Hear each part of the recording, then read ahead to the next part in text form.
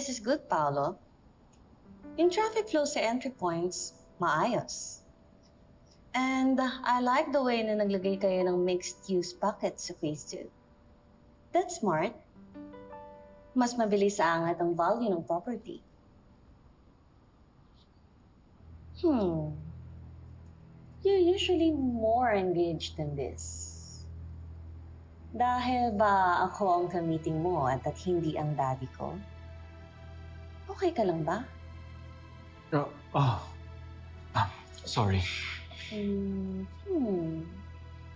Work problem or something personal?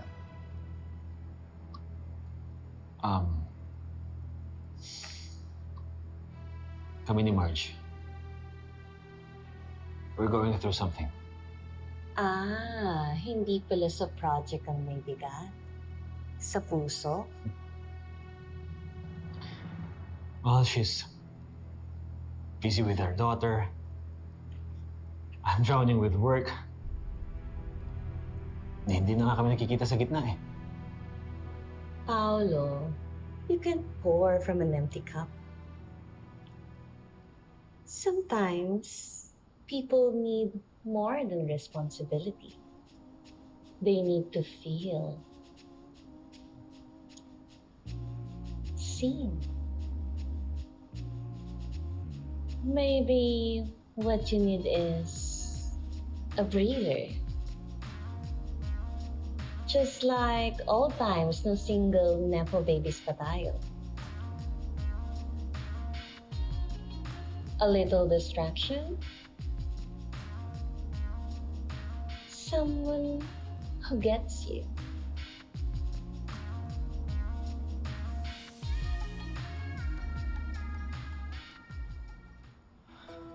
Victoria, we're both married.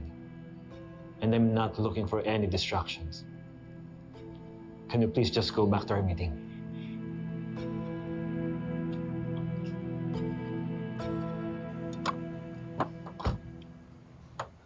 Pagod na ako, ma. Hanggang ngayon, yung tampuhan namin ni Paolo, hindi pa rin okay. Tapos yung anak ko, ang layo na ng loob niya sa akin.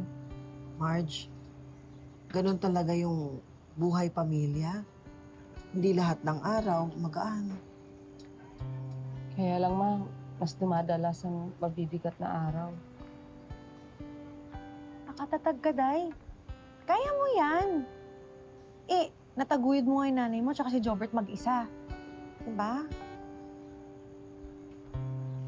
Tsaka Marge, pagpasensya mo na lang si Jasmine. Total, magbe-birthday naman na yung bata. Jobert! Robert?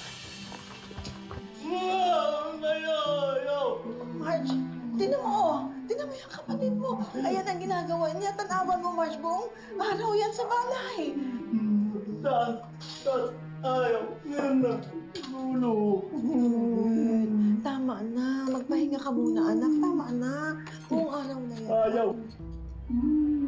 Kasi ni Tita Evelyn, pinoprotektahan niya si Jobert. Hindi gusto ni Jobert space. Hindi na kasi siya baby, Marge. Hindi naman pinapayagan maging adult.